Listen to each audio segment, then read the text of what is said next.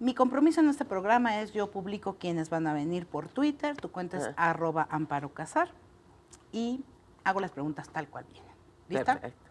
Bueno, a ver, Alfredo, Alf-MTZR, Alfredo Martínez, supongo. O sea, a pesar de que no es su función, aunque sí la es más o menos, ¿cómo se puede apoyar desde la ley o instituciones para que los periodistas puedan destapar más casas blancas o estafas maestras?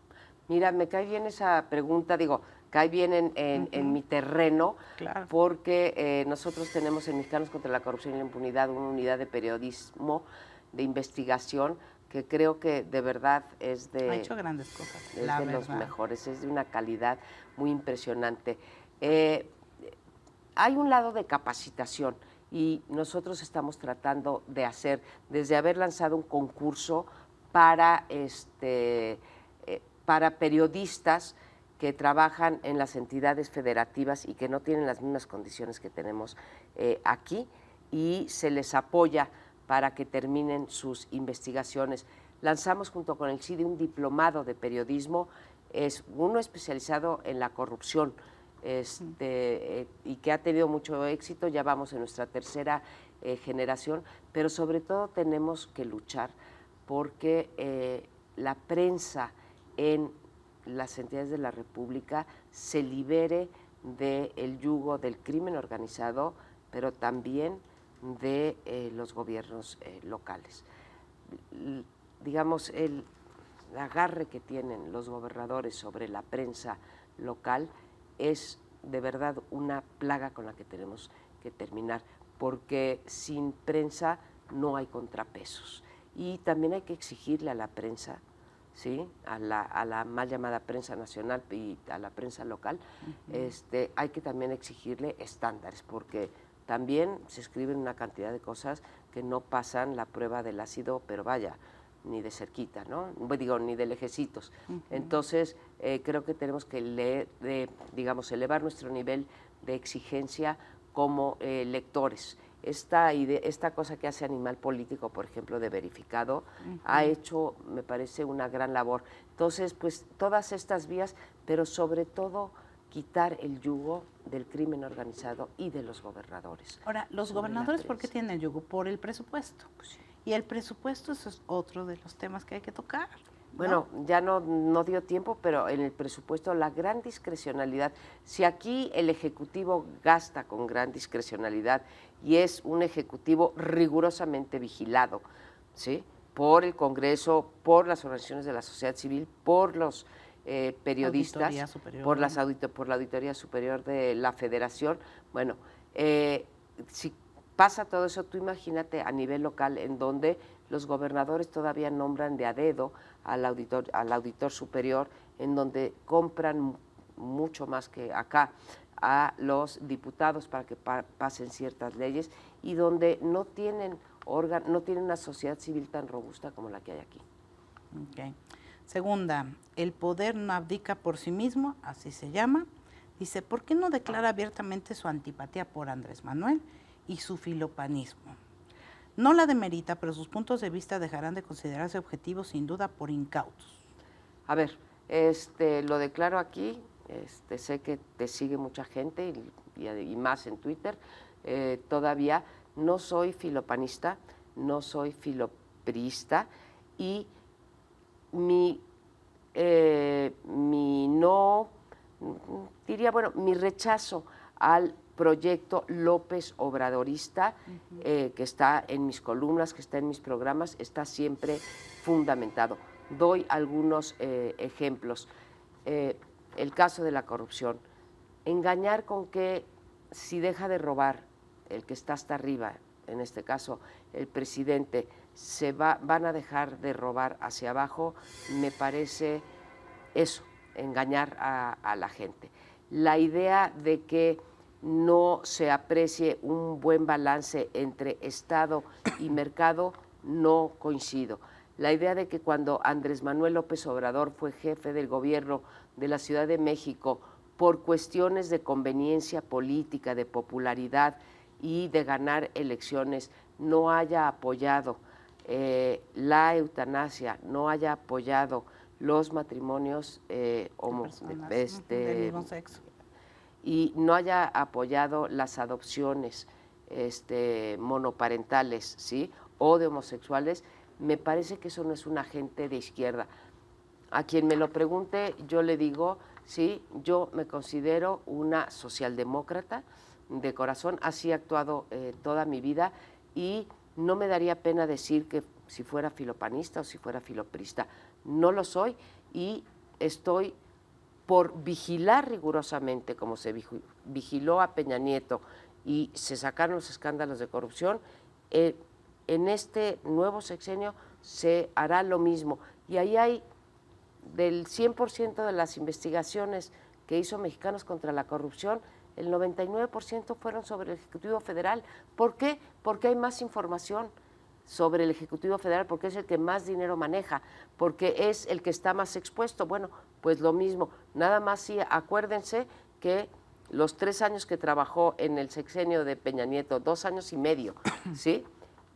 Los vigilamos y cada escándalo de corrupción fueron, si eso es ser filo algo, pues... Oye, ¿hasta cuántas auditorías recibieron durante el sexenio estamos de Peña Nieto? bueno, estuvimos, bueno, todavía estamos acechados, sí, por el SAT, por el IMSS, de manera personal, de manera institucional, y en nuestro haber de Mexicanos contra la Corrupción pudimos hacer en estos 2 años y medio, pudimos hacer solamente una de algún personaje central, digo, cercano a López Obrador, que fue la de Ricardo Monreal en la delegación, en la delegación Cuauhtémoc, ¿sí? Que estuvo perfectamente documentada. Yo me considero una persona liberal en términos, digamos, de la agenda social y socialdemócrata en términos de la agenda de la economía y en la agenda, digamos, social, económico-social, ¿no? Eso es lo que me considero, no milito en ningún partido y sería incapaz de publicar si no tengo los argumentos o las pruebas en la mano. Y finalmente, Piyush, no sé si lo conozcas, Jesús-Piyush dice, un saludo a la maestra. Hombre, gracias Piyush. ¿Jesús qué es? Jesús Piyush. Bueno, pues Piyush, yo también te mando un saludo y gracias por mandarme un tuit a mí. Bueno. Katia, y a ti muchas gracias. Muchas gracias, María Amparo. Me encantó platicar contigo. Híjole, a mí también. Ya nos habíamos tardado. Bien, mucho. María Amparo Casar, es un placer que estés en Katia 360. Qué bueno que estás aquí. Oye, Katia, apenas estrenándome tantos años de amistad. Sí, ¿verdad? Tantos años de ¿Cómo leernos es posible? Y primera vez, pero bueno, siempre hay una primera vez, que no sea la última. Katia, gracias por la invitación. Gracias a ti. A ver, estas son 6 preguntas que le he dado a todos mis invitados. Ay, no vayas a agarrar en curva, ¿eh? Pues espero que no, pero yo confío en que tú responderás. Es muy interesante ver cómo cada quien responde desde su experiencia. Bien. La primera es, ¿cuál es la decisión más difícil que has tenido que tomar? Wow. Tener hijos. Ok. ¿Por? Pues no sé, se me hacía como una responsabilidad grandotota, que no Es. sabía yo si estaba preparada, pero luego descubrí que uno no está preparado hasta que los tiene. Y he sido muy afortunada, pero quizá haya sido la más difícil. ¿Cómo ves el país al terminar este momento, este sexenio, en este Híjole. momento? ¿Cómo lo ves?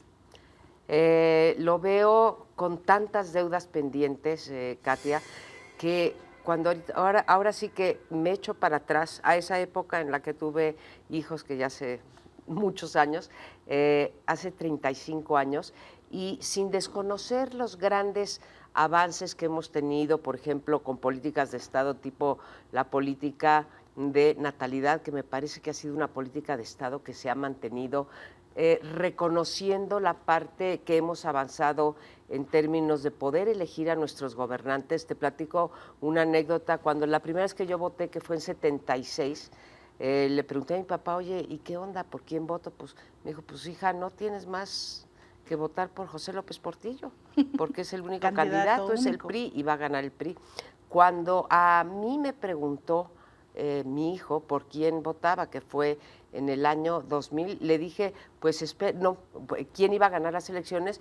Le dije, bueno, pues espérate a que cuente el entonces Instituto Federal Electoral a ver quién va a ser el próximo presidente. Entonces, el cambio es brutal, date cuenta de que mi primer voto era evidentemente iba a ganar el PRI.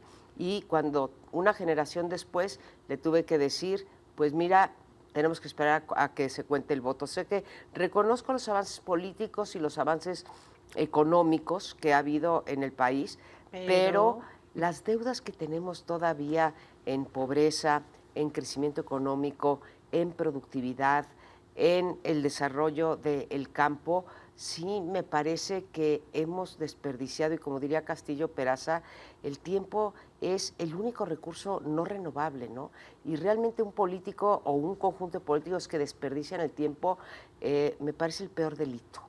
Entonces, lo veo mal al país, lo veo dividido, lo veo con estas deudas sociales y lo veo con un potencial que por algún motivo no alcanzamos a hacerlo realidad.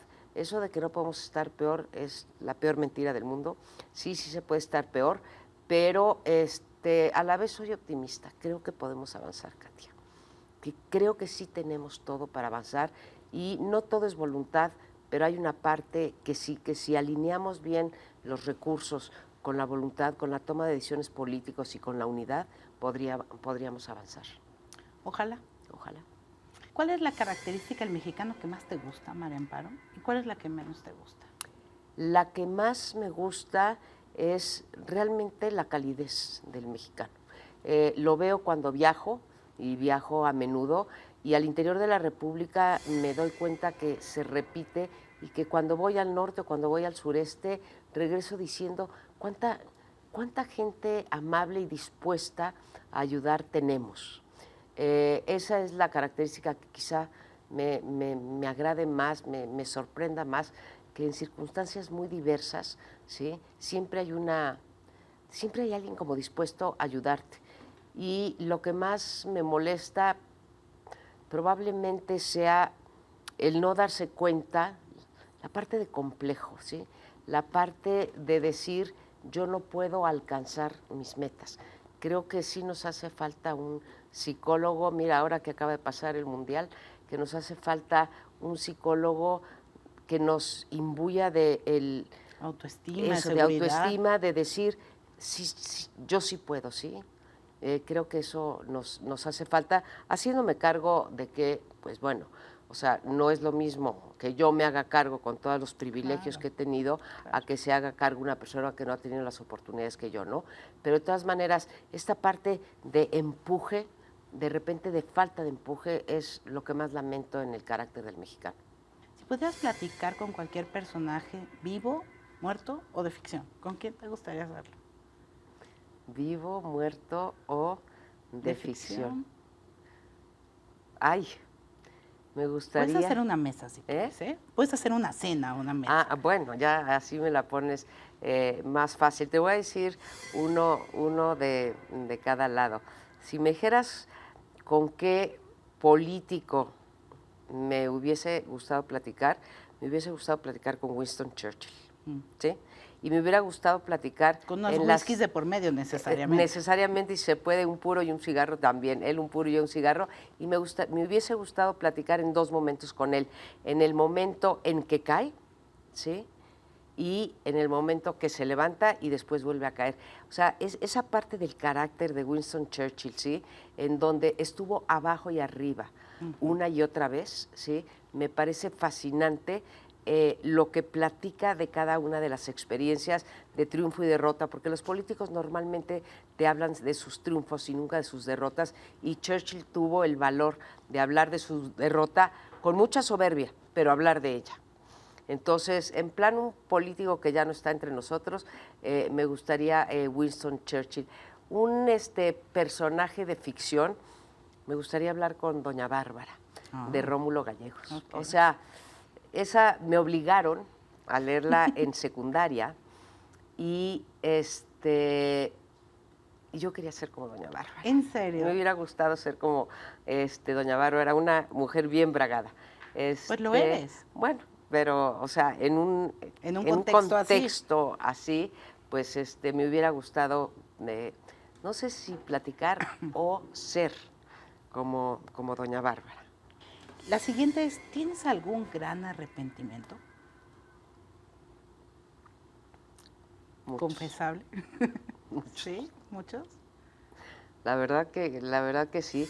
Me arrepiento de muchas cosas que no hice y quise hacer. Cosas, además que pude hacer, que estuvieron a mi alcance y que me faltó seguridad a veces, otras veces pues me faltó empuje o simplemente no alcancé a ver la oportunidad y no la tomé y de repente dices, ay, qué güey eres, mano.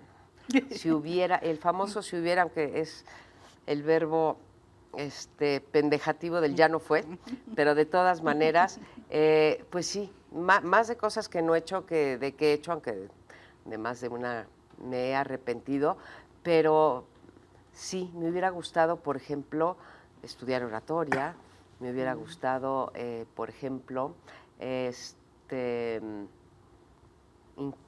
incursionar más en el ensayo, ¿sí? Y nunca me sentí como segura, soy más como académica, más cuadradona, ¿sí? Todo con datos, así, como que revela mucho mi personalidad, entonces como que me ha faltado ser un poco más suelta y me hubiera gustado ser más segura, me arrepiento Tú de no piensa en haber... Doña Bárbara y a lo mejor te animas. Eso, voy a releerlo, ¿eh? Estaría bien. Así es. Ok. Y la sexta pregunta es, María Amparo, ¿cuál es tu grosería favorita? O la que dices con más gusto, más seguido.